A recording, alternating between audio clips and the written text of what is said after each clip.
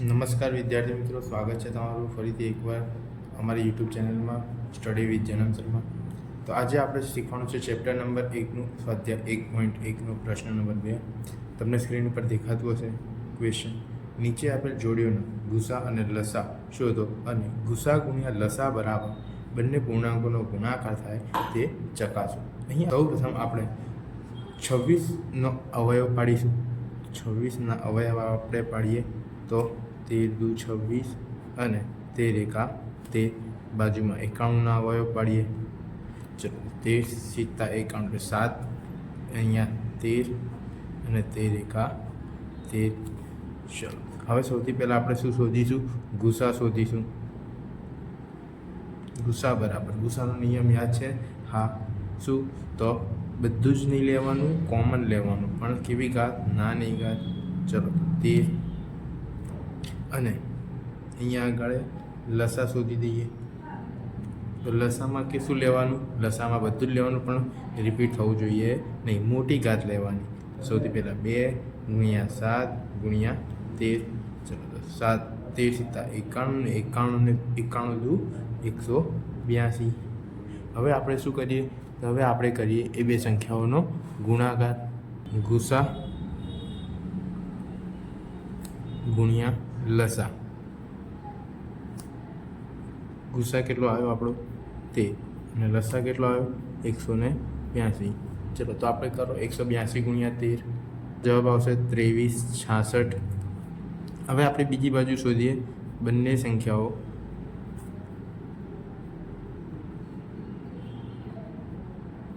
ગુણાકાર. બંને સંખ્યાઓ કઈ? 26 ગુણ્યા 91. ચલો 26 ગુણ્યા 91 કરીએ, તેનો પણ જવાબ આવશે 2366. તો અહીં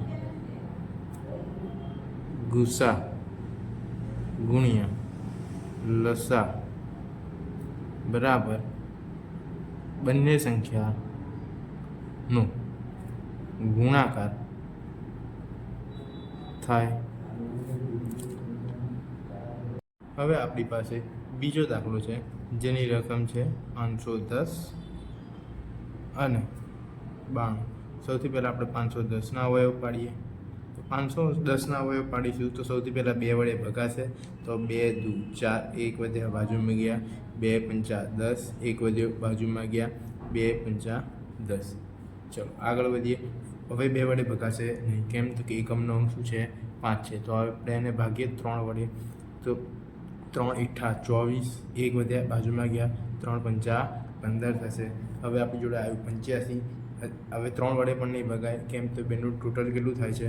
તો 8 ને 5 13. તો 13ને આપણે 3 વડે ભાગી શકાય નહીં. હવે 5 વડે ભાગી તો 5 એકા 5, 3 વધ્યા બાજુમાં ગયા, 5 સિત્તા 35 અને 17 એકા 17.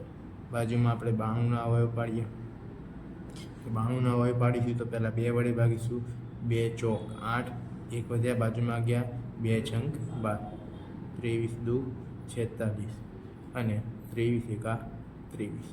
ચલો હવે અહીંયા આપણે લખી દઈએ બંનેના અવયવો. 510 બરાબર 2 ગુણ્યા 3 ગુણ્યા 5 ગુણ્યા 17 અને 92ને લખી દઈએ 2ની 2 ઘાત ગુણ્યા 23. સૌથી પહેલાં અહીંયા આપણે શું શોધીશું? તો ગુસા શોધીશું. તો ગુસાની અંદર શું આવે આપણી પાસે? તો ગુસામાં આપણે નિયમ યાદ કરો તો કોમન અને નાની સંખ્યા. તો કોમન કયા છે બંનેમાં? તો 2 અને નાની ઘાત. તો અહીંયા પછી બીજું શું કોમન છે? બીજું કંઈ કોમન છે નહીં. હવે લઈએ લસા. તો લસામાં શું કરીશું? બધું જ લેવાનું. સૌથી પહેલાં શરૂઆત કરી 2, પણ નાની મોટી ઘાત લેવાની. તો 2ની 2 ઘાત ગુણ્યા 3 એની 1 ઘાત, પછી 5 એની બી 1 ઘાત, 13 એની પણ 1 ઘાત, 17 અને અહીંયા આગળ 23.